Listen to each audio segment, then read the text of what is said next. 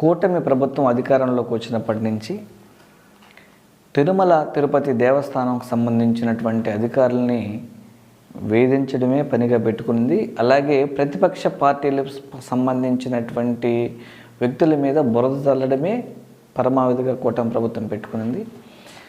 తిరుమల తిరుపతి దేవస్థానం యొక్క పరిపాలన పూర్తిగా గాడి తప్పింది. దానికి ప్రత్యక్ష నిదర్శనాలు చాలా చూసాం మనం. వైకుంఠ ఏకాదశి అప్పుడు లాస్ట్ ఇయర్ ఒక అన్ఫార్చునేట్ ఇన్సిడెంట్ జరిగి కొంతమంది భక్తులు చనిపోవడం, దానికి సంబంధించి ప్రభుత్వం ఎంక్వైరీ కమిషన్ వేసింది. దానికి సంబంధించి రిపోర్ట్ అన్నారు. సంవత్సరం అయినా కూడా ఈ రోజుకి రిపోర్ట్ లేదు. అలాగే దీనికి సంబంధించి రిపీటెడ్గా సెక్యూరిటీ ల్యాప్సెస్ జరుగుతూనే ఉన్నాయి. వీటి గురించి పట్టించుకునే నాదుడే లేదు.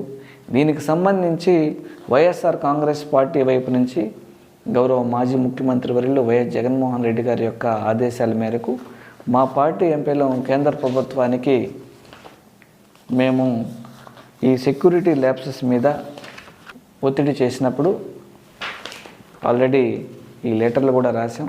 దీనికి సమాధానంగా కేంద్ర ప్రభుత్వం నుంచి అమిత్ షా గారి ఆఫీస్ నుంచి రాష్ట్ర ప్రభుత్వానికి సంబంధించినటువంటి చీఫ్ సెక్రటరీకి ఎక్స్ప్లెనేషన్ ఇమ్మని కోరడం జరిగింది. నాకు కూడా ఒక ఎక్స్ప్లెనేషన్ కాపీ పంపమని అడగడం జరిగింది. కానీ ఈ రోజుకి చీఫ్ సెక్రటరీ గారు పట్టించుకున్నటువంటి పాపాన పోలేదు. సో ఈ ప్రభుత్వం ఆలయాల భద్రత మీద ఎంత చిత్తశుద్ధి ఉందో దీన్ని బట్టి అర్థమవుతుంది.